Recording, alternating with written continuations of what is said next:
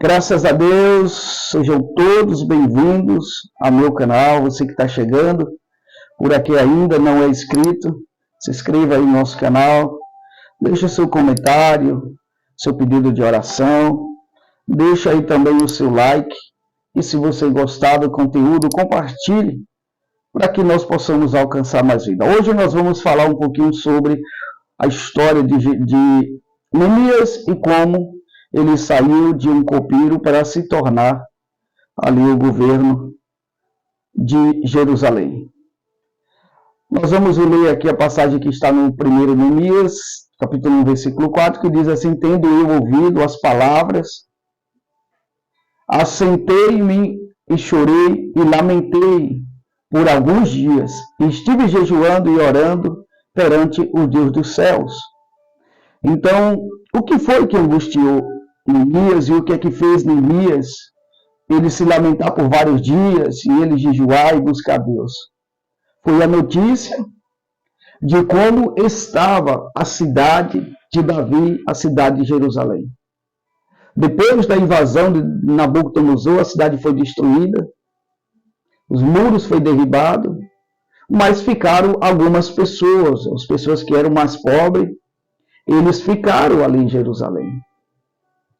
Só que eles não tiveram força de reconstruir os muros, talvez até por medo de reconstruir e novamente ser invadido por Nabucodonosor e ser castigado.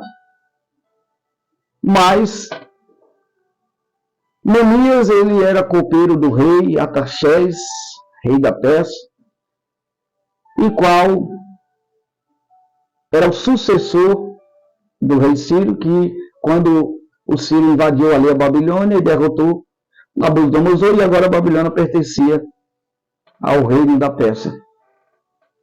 Então, quando Neemias ele soube como estava a cidade de Jerusalém, ele sentiu a dor dos irmãos. E Neemias também não poderia deixar Jerusalém daquela maneira que estava. Já que Deus tinha falado, tinha deixado uma palavra que depois de 70 anos, Deus traria o povo de volta para a terra prometida. Depois do exílio da Babilônia. Então, prestes já a terminar o exílio, Neemias se pôs a orar. Depois da notícia, foi buscar Deus e pedir direcionamento a Deus, interceder e pedir misericórdia ao Senhor por todos aqueles que tinham ficado em Jerusalém. Só que Neemias, ele era copeiro.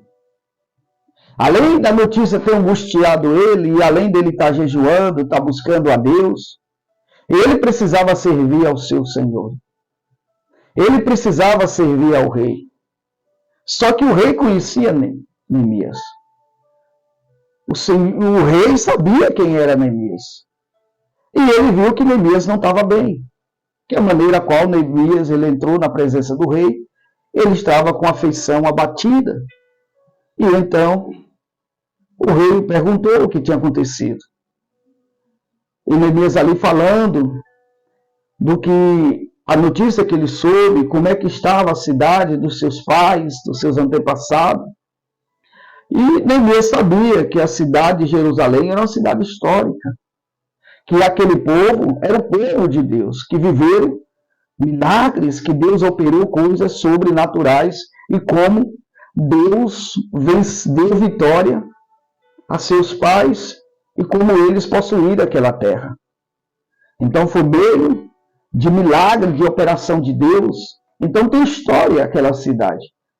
Aquela cidade era a cidade aonde fortificava a fé dos judeus e o desejo de todos os judeus que tinha sido espalhado era voltar novamente para a cidade de Jerusalém, conhecida como a cidade do rei Davi. Então, ele pediu ao rei que o desse a carta e que desse também recurso a eles para que ele pudesse reconstruir, permitisse ele que fosse até Jerusalém para reconstruir os muros da cidade. Veja que a missão de Neemias não era fácil. Mas o que eu acho interessante aqui, nessa passagem, meus irmãos, é que Deus não mandou anjo até Neemias. Deus não mostrou em visão como estava a cidade para Neemias. Deus não falou em sonho para Neemias: se levante, porque eu quero que você vá construir a cidade. Simplesmente Deus mandou um mensageiro para que desse a notícia a Neemias. E Neemias, sabendo do que estava acontecendo, se prontificou, se colocou na posição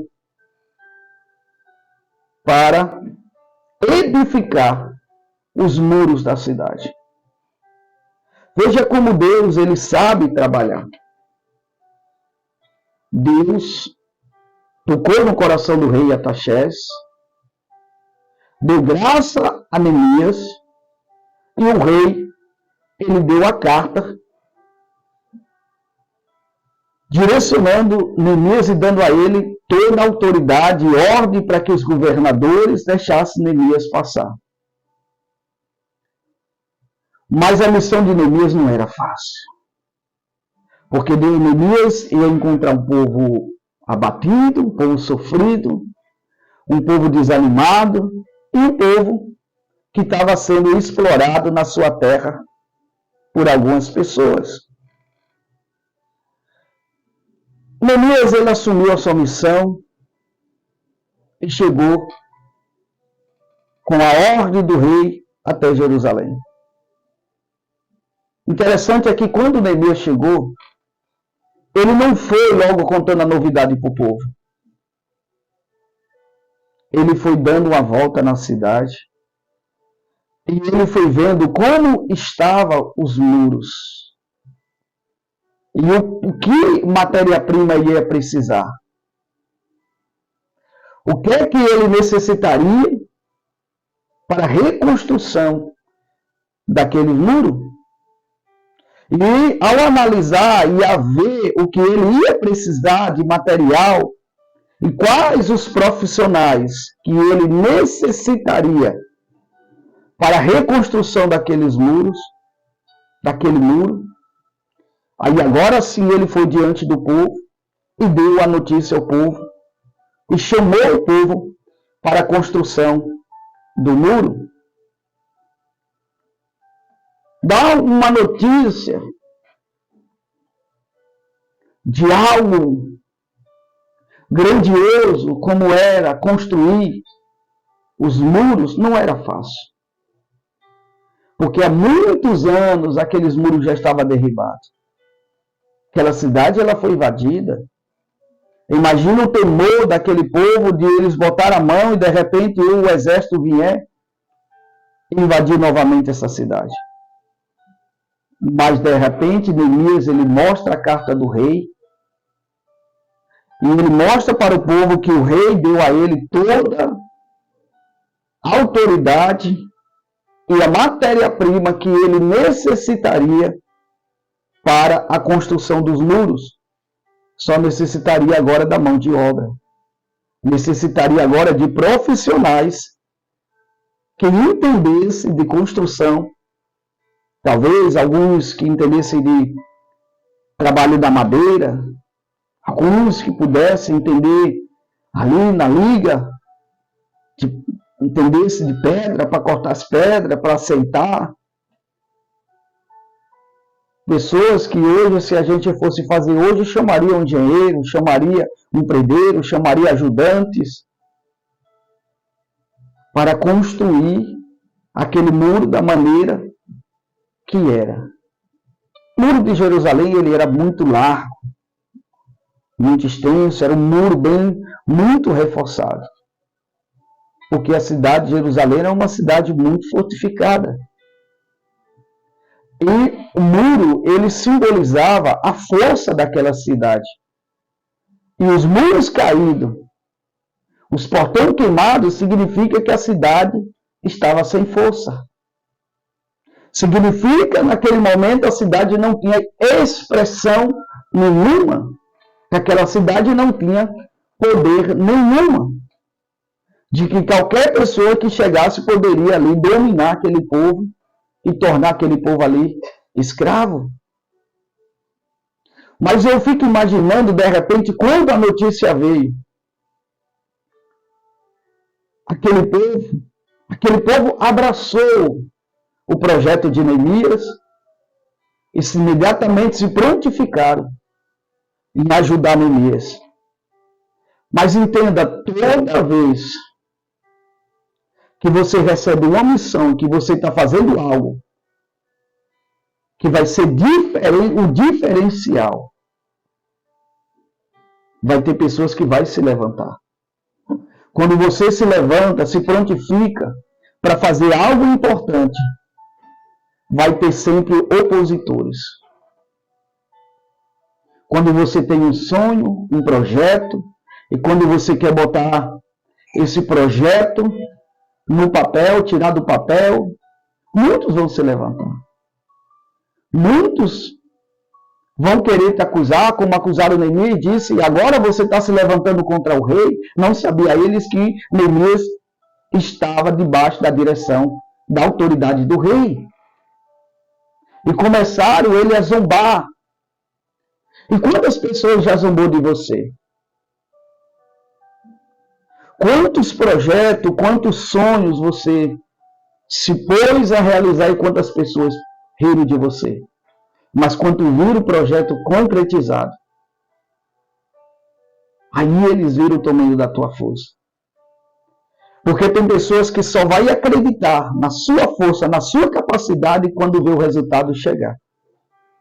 E é por isso que você não pode desistir por causa de crítica. E é por isso que você não pode parar. Porque alguém está se opondo, porque alguém não aceita o que você vai fazer e o que você está fazendo. Tudo na vida, quando nós vamos fazer coisas boas, vai ter pessoas que vão se levantar para se opor. Mas se você estiver focado, se você estiver decidido naquilo que você está fazendo, você não vai dar importância. Neemias, em nenhum momento ele parou a construção dos muros por causa dos seus perseguidores, por causa de Tobias, por causa de Sanballat, que a todo tempo tentava tirar o foco de Neemias. A todo tempo tentava armar ciladas para acabar com Neemias e para não deixar Neemias terminar a construção daquele muro. Veja, aqueles homens, eles poderiam levantar aqueles muros. Aqueles homens eram pessoas de condição, mas eram pessoas que eles exploravam a pobreza daquele povo. Eram pessoas que lucravam com a pobreza dos outros. Veja, eles tinham condição de levantar os muros e reconstruir, mas eles não fizeram, porque para eles era melhor aquele povo na miséria, porque ali eles lucravam em cima da dificuldade daquele povo. Tem gente que às vezes vai lutar contra o teu projeto, o teu sonho, porque não quer ver você se levantar, porque não quer ver você se erguer, porque não quer ver você numa posição melhor, porque muitas das vezes quer explorar você, quer se dar bem na tua situação. Existem pessoas que são como vampiro, que vivem para sugar energia, para matar os sonhos e para impedir de que as pessoas realizem coisas grandiosas na sua vida. Se Deus te chamou para você fazer coisas grandes, não pare por causa de crítica, não pare porque alguém não acredita, não pare porque alguém está te acusando. Esteja focado no teu projeto. Esteja focado no teu objetivo. Esteja ali entendendo qual é o teu propósito, qual é a tua missão. Esteja ligado e não desvie o teu olhar